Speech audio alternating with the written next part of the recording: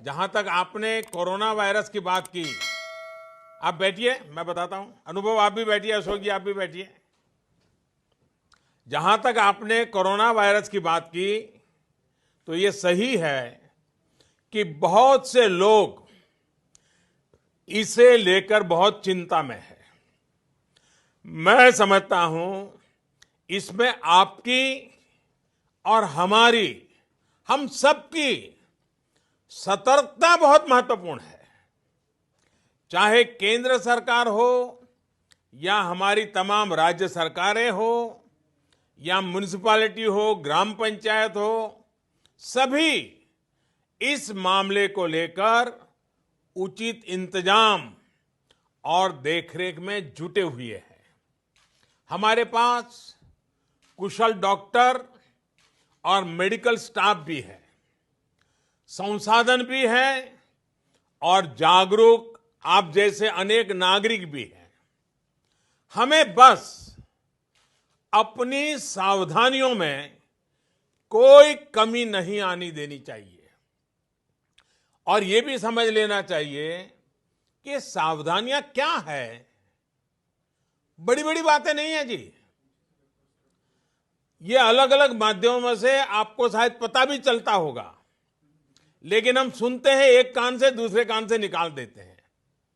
मैं फिर से एक बार, जब आपने मुझे पूछा है तो मौका ले लेता हूं और आपके माध्यम से देश के सभी नागरिकों के लिए वो सारी बातें मैं दोहरा रहा हूं और मैं कहता हूं कि आप भी याद रखिए और हर स्कूल में, कॉलेज में, सब जगह पे बताइए। देखिए क्या करना है।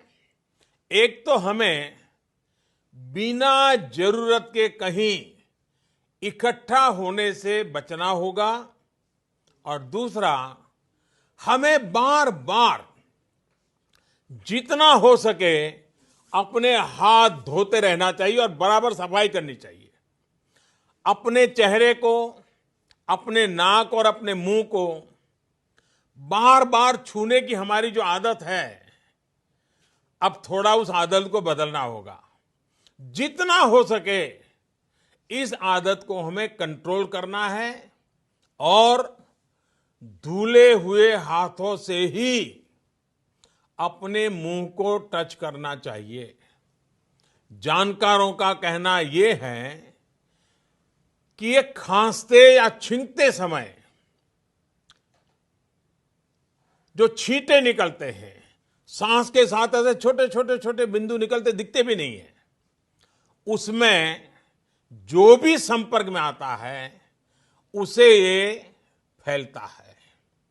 ऐसे में जिस भी चीज पर ये छींटे गिरते हैं उसमें ये वायरस कई दिनों तक जीवित रह सकता है। इसलिए बार बार साबुन से हाथ धोना बहुत जरूरी है। एक और आदत हमें जरूर डालनी है। अगर खांसी और छींक हमें आती है तो कोशिश यही करनी है कि दूसरों पर इसके छींटे न पड़े और जो कपड़ा या रुमाल हमने छींकने के समय इस्तेमाल किया होता है उसे भी दूसरों के संपर्क में न आने दें। साथियों, जिन जिन लोगों को ये संक्रमण हुआ है उनको तो जरूरी निगरानी में रखा ही जा रहा है, पूरे वॉच में रखा जाता है। लेकिन अगर किसी साथी को शक होता है कि वो किसी संक्रमित साथी के संपर्क में आया है तो उसको बहुत घबराने की जरूरत नहीं है। अपने मुंह को मास्क से ढक करके या किसी बड़े कपड़े से ढक करके सबसे पहला काम करना चाहिए, किसी न किसी नजदीकी अस्पताल में चेक करवा लीजिए। ये बहुत जरूरी है। परिवार में जो बाकी लोग होते हैं उनको भी इन्फेक्शन होने की आशंका ज्यादा होती है। ऐसे में उनको भी जरूरी टेस्ट करा लेने चाहिए।